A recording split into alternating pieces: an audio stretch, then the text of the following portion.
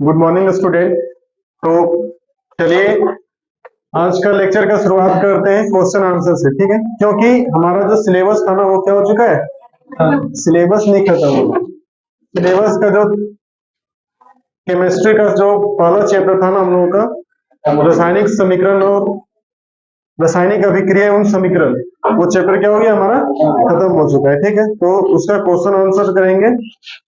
पहला नहीं, बीच से उठाया गया क्वेश्चन है ये, ठीक है? तो इस क्वेश्चन का आंसर हम लोग जानने की कोशिश करेंगे। सबसे पहले क्वेश्चन समझना है, ठीक है? क्वेश्चन समझ गए आंसर क्लियर हो जाएगा, ठीक है? तो क्वेश्चन क्या कहता है ना कि वियोजन अभिक्रिया को संयोजन अभिक्रिया के विपरीत माना जाता है। क्वेश्चन यही है, क्वेश्चन यहां से लेकर के यहीं तक है।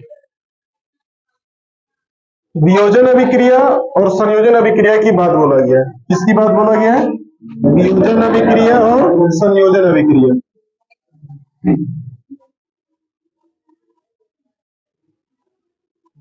वियोजन अभिक्रिया, तो ये जो वियोजन अभिक्रिया ना उल्टा है।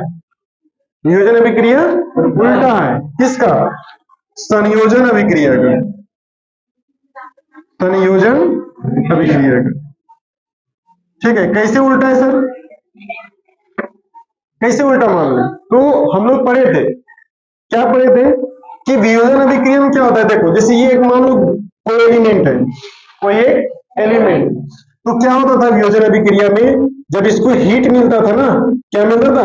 हीट मिलता था, उसको मिलता था, कितने भाग में टूट जाता था ये? दो या दो से अधिक, दो या दो से अधिक भाग में टूट जाता था। संयोजन अभिक्रिया में क्या होता था?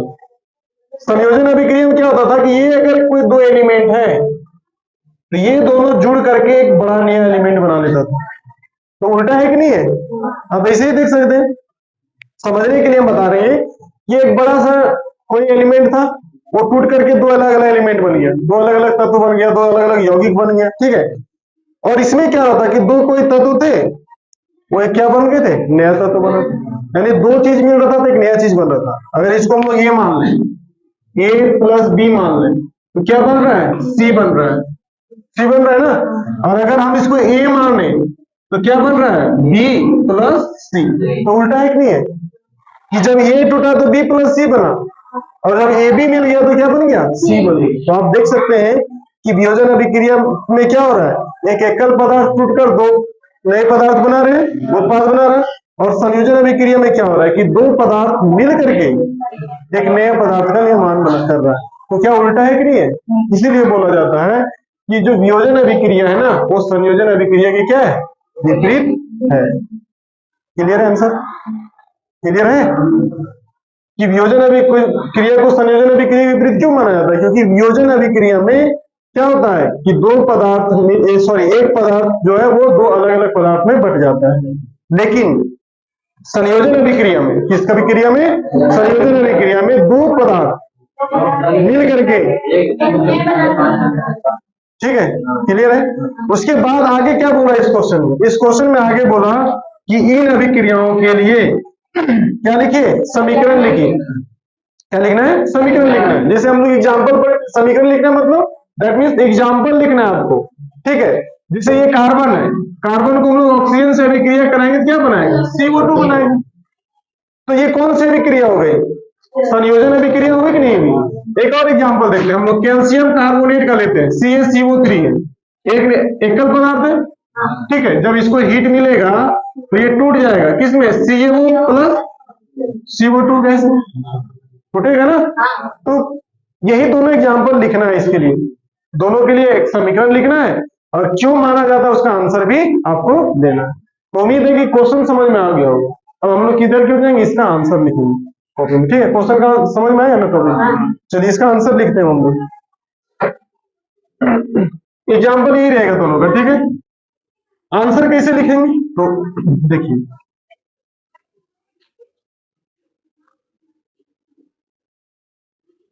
वियोजन अभिक्रिया में, वियोजन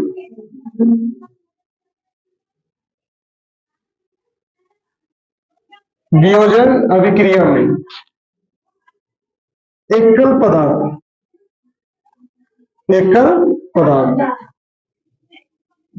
टूटकर टूटकर नए नए उत्पाद बनाता है, नए नए उत्पाद बनाता है।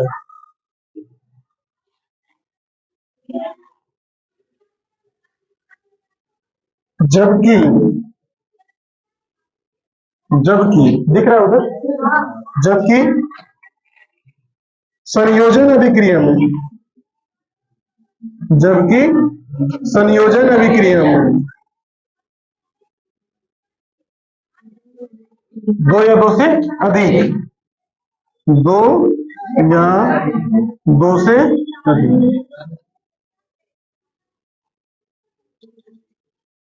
या एक से अधिक लिख सकते हैं, एक या एक से अधिक भी लिख सकते हैं। दो या दो से अधिक पदार्थ मिलकर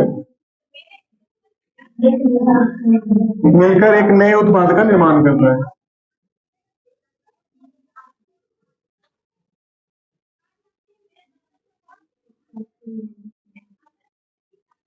नए उत्पाद का निर्माण करता है।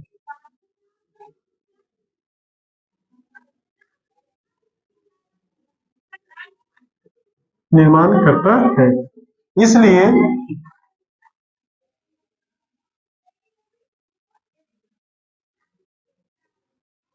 इसलिए इसे क्या कहते हैं, इसलिए इसलिए नियोजन अभिक्रिया को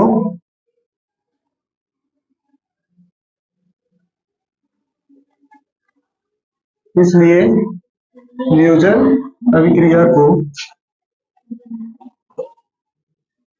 संयोजन अभिक्रिया के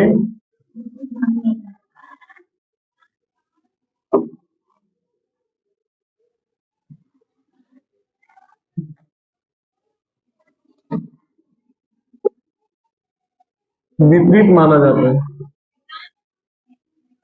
विपरीत माना जाता।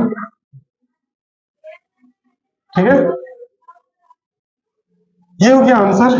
आइए यहाँ पे हम लोग समीकरण लिखते हैं।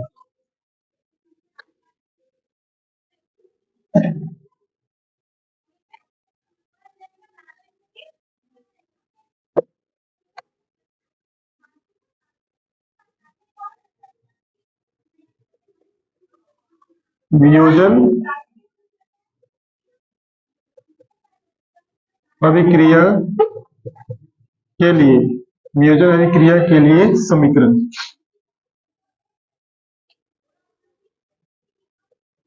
ठीक है, यहाँ लिखेंगे और यहाँ लिखेंगे संयोजन अभिक्रिया के लिए समीकरण।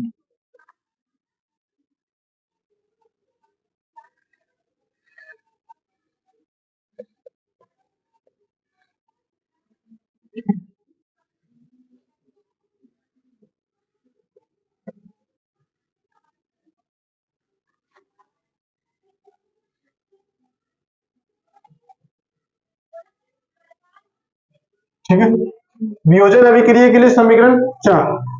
देखो, कैल्शियम कार्बोनेट CaCO3 को जब हीट मिलेगा, हीट बोले तो उष्मा मिलेगा, तो किसमें टूटेगा, CaO प्लस CO2 गैस में।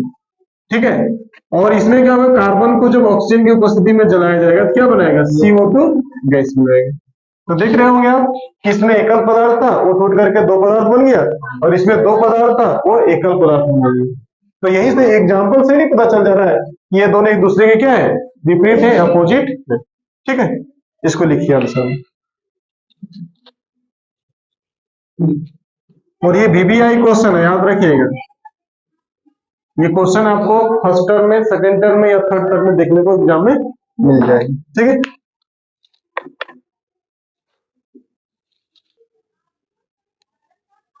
चलिए दूसरा क्वेश्चन हम लोग देखते हैं। ये क्वेश्चन हो गया। दूसरा क्वेश्चन, इजी क्वेश्चन को पहले उठाएंगे हम लोग। ठीक है, दूसरा क्वेश्चन क्या बोल रहा है, हम लोग पढ़े विस्थापन अभिक्रिया और द्विविस्थापन अभिक्रिया, पढ़े है ना। तो विस्थापन अभिक्रिया किसे कहते हैं, द्विविस्थापन अभिक्रिया किसे कहते हैं। ठीक है, चलो क्वेश्चन भी पूछ रहा है कि विस्थापन अभिक्रिया और द्विविस्थापन अभिक्रिया में अंतर स्पष्ट करें। विस्थापन अभिक्रिया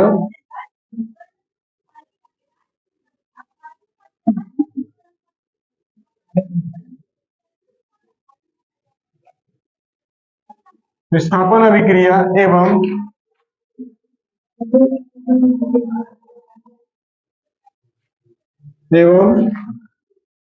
द्विविस्थापन अभिक्रिया।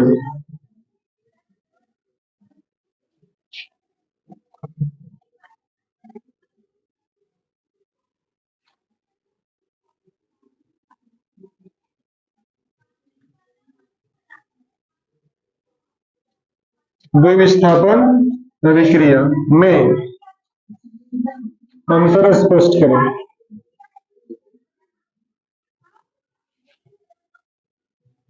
अंतर स्पष्ट करें, ठीक है। और बोला प्रत्येक के लिए क्या लिखना है, समीकरण लिखें। प्रत्येक के लिए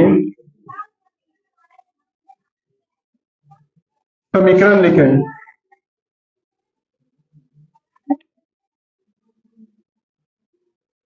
प्रत्येक के लिए क्या लिखना है, समीकरण लिखें। पॉइंट समझ में आ रहा है, क्वेश्चन समझ में आए। हम लोग पढ़े विस्थापन अभिक्रिया क्या होती है और द्विविस्थापन अभिक्रिया क्या होती है, ठीक है। तो वही दोनों डिफरेंशियल को लिखना है इसमें, और दोनों के लिए क्या करना है, समीकरण लिखना।